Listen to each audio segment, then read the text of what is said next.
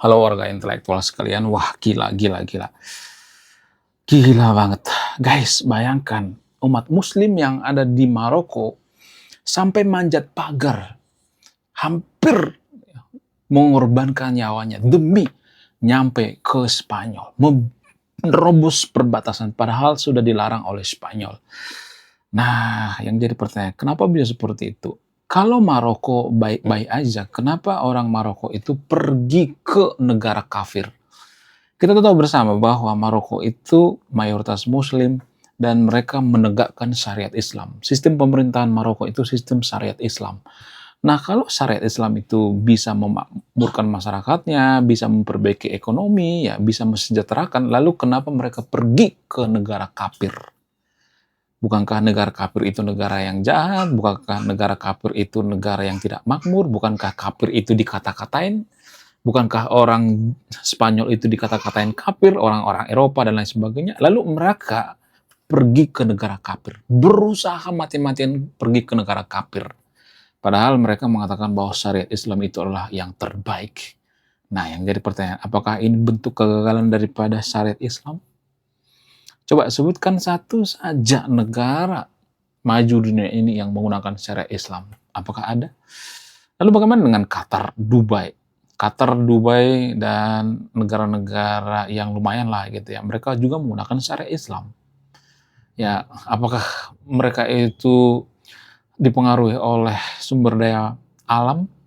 Bagaimana dengan Maroko? Apa sumber daya alam yang ada di Maroko? Kenapa Maroko itu berbeda dengan Dubai, Qatar, dan sebagainya? Tapi sama-sama mayoritas Muslim. Jadi di video ini saya akan bongkar sampai ke akar. Karena saya tidak akan berpihak pada siapapun di sini. Langsung saja kita ke pembahasannya. Mari kita gaskan.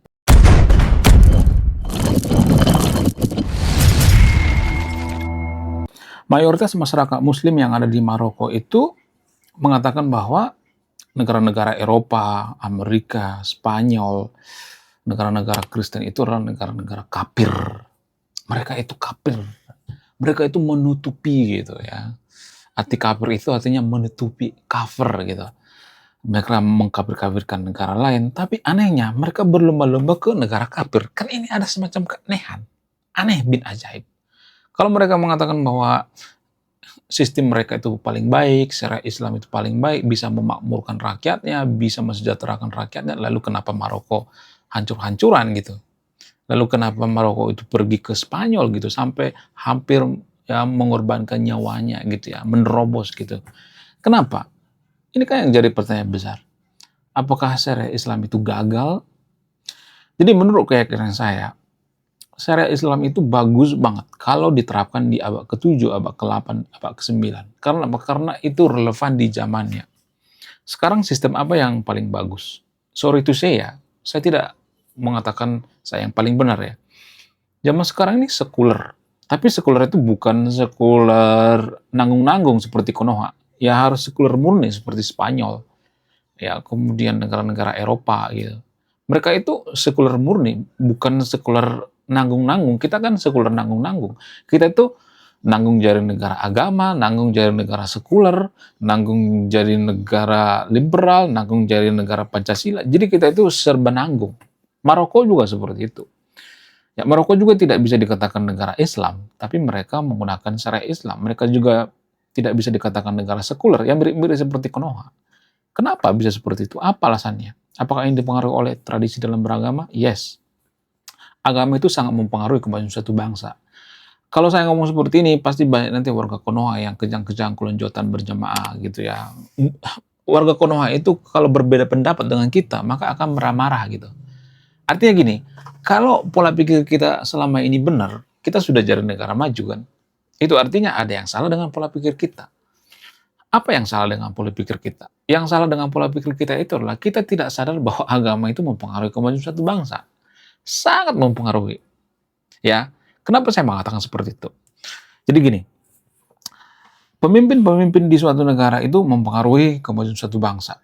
Koruptor-koruptor juga mempengaruhi kemajuan suatu bangsa. Tapi, tanpa kalian sadari, ada orang koruptor, ya mereka rela ngegarong negara karena mereka berpikir bahwa negara tersebut adalah negara togut.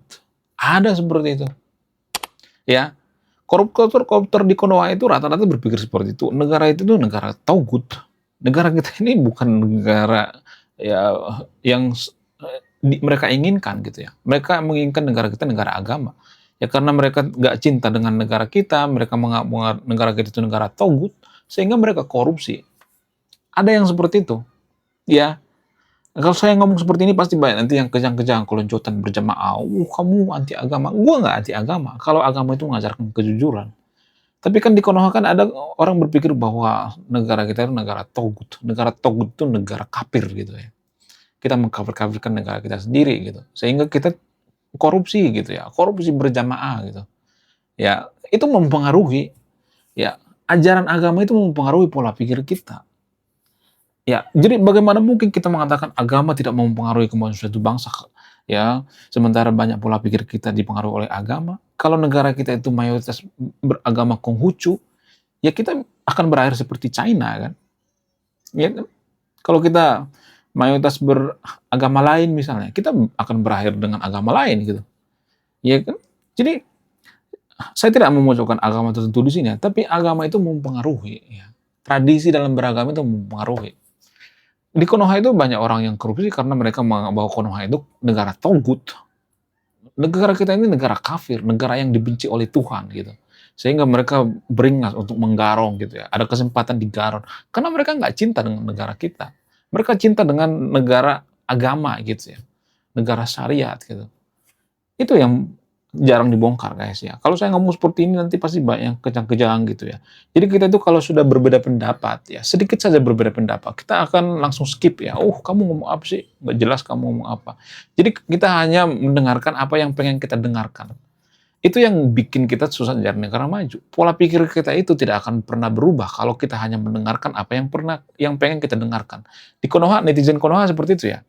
Video yang banyak di-like itu dianggap video yang paling bagus gitu, padahal enggak. Ada banyak video yang berbeda pendapat dengan pendapat kita sehari-hari gitu, atau pola pikir kita sehari-hari, kita biasanya skip video tersebut ya. Kita nggak mau nonton, karena apa? Karena berbeda dengan pola pikir kita. Itu namanya terdoktrin. Ya, kita tidak bisa memperbaiki pola pikir kita. Dalam kurung orang-orang seperti itu adalah orang-orang goblok tanpa mereka sadari gitu ya. Saking gobloknya mereka nggak sadar bahwa mereka goblok. Hanya mendengarkan apa yang pengen mereka dengarkan. Itu bikin otak beku gitu. Ya, bikin otak terdoktrin. Itulah kebiasaan netizen Konoha. Kalau saya ngomong agama itu mempengaruhi kemajuan suatu bangsa, pasti banyak yang nggak terima gitu ya. Jangan salahin agamanya dong, salahin orangnya. Ya, justru orangnya itu dipengaruhi oleh agama. Eropa sudah mengalami. Kenapa Eropa sekuler? Karena agama itu mempengaruhi kemajuan suatu bangsa, maka dipisahkan gitu. Spanyol memisahkan.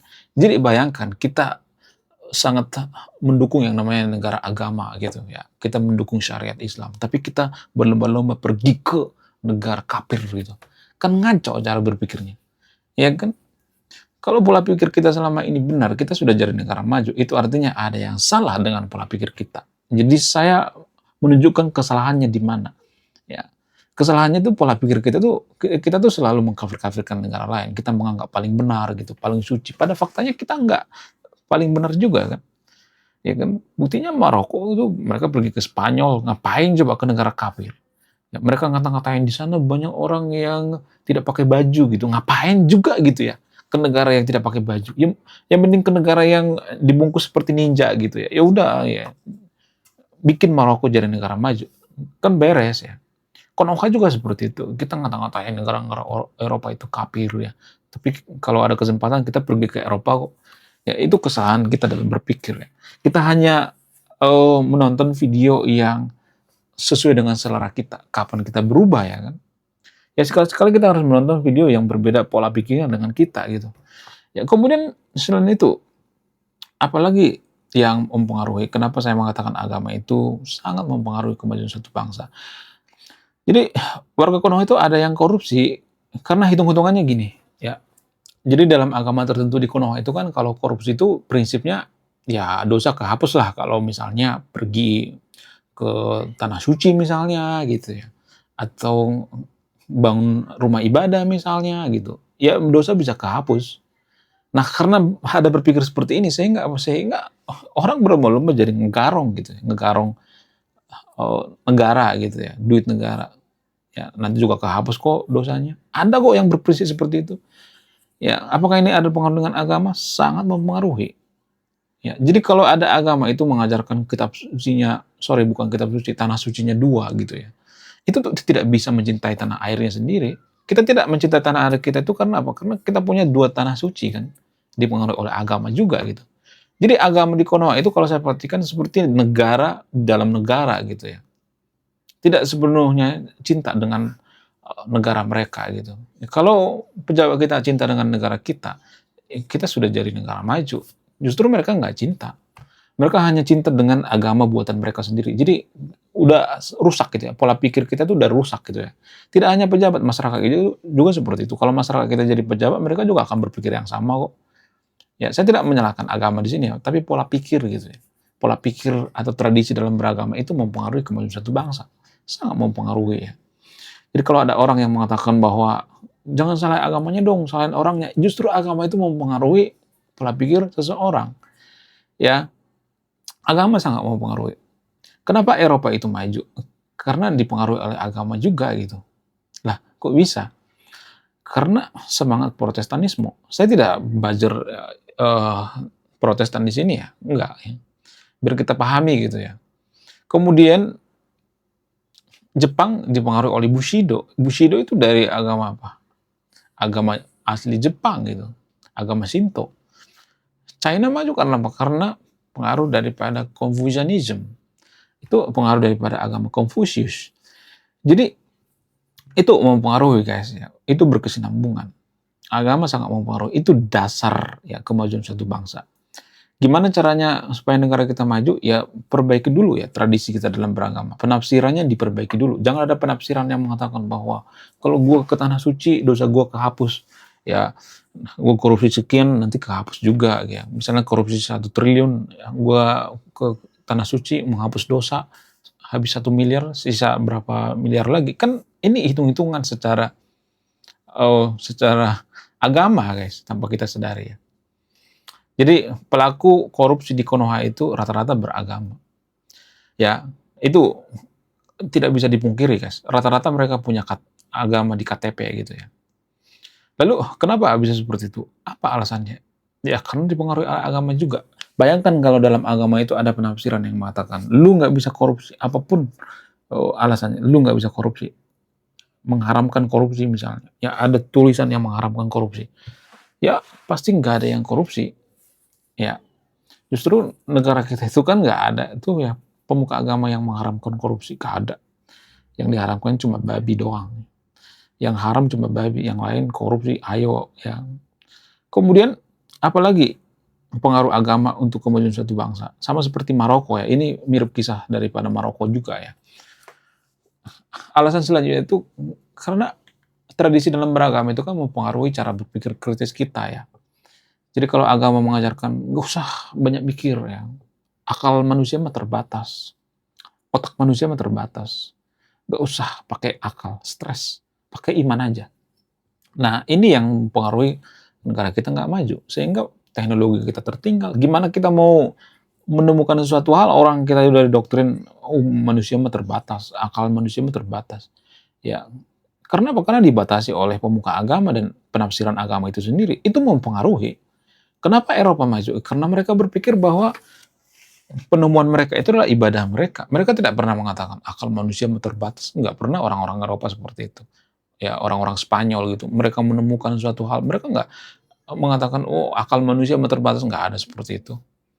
Ya, jadi agama mempengaruhi guys. Tanpa kita sadari. Sangat mempengaruhi. Kemudian di Konoha kalau ada truk terguling, diambilin tuh ya. Bukan dibantu tapi malah ngambilin gitu ya, ngambilin muatannya. Coba kalau ada ajaran agama yang mengatakan nggak boleh, itu pencurian, karma. Ya. Karma itu harus diselesaikan di dunia gitu ya, bukan di akhirat gitu. Ya. Yang ada apa? Kita kan selalu mengatakan akhirat, nanti di akhirat. Ada koruptor, nanti akan diadili di akhirat. Kelamaan diadili di akhirat, ya kan? Kemudian waktu kecil kita didoktrin, nah jangan korupsi, nanti kamu disiksa di neraka. Ya, emang semua orang percaya dengan neraka. Jadi kalau ajarannya dari kecil itu "Nak, jangan korupsi, nanti kamu dipermalukan, nanti kamu disanksi sosial, nanti kamu mengganggu orang lain, itu ada konsekuensinya. Kamu bisa terima itu hukumannya di dunia." Itu akan bikin orang semakin malas korupsi kan. Tapi kalau akhirat, ya nantilah akhirat. Akhirat juga belum tentu ada kan. Nggak semua orang beragama percaya dengan akhirat. Ya mungkin di depan kita mereka mengatakan, ya gue percaya dengan akhirat. Tapi di satu sisi mereka berpikir enggak, akhirat enggak ada. Jadi rambut sama hitam, tapi pola pikir seseorang itu nggak semuanya sama guys ya. Jadi Maroko juga seperti itu. Kenapa Maroko itu pergi ke Spanyol ya? Karena Maroko itu hancur-hancuran. Lalu bagaimana dengan Qatar, Dubai gitu, dan negara-negara lainnya? Ya mereka itu lebih fokus pada sumber daya alam gitu, mengeruk gitu ya, lebih mengeruk. Konoha kan seperti itu ya. Kita tuh punya duit itu karena mengeruk kan, mengeruk tambang, mengeruk ini segala macam. Kita tidak berdaya, kita tidak bisa memperbaiki ekonomi kita menggunakan sumber daya manusia.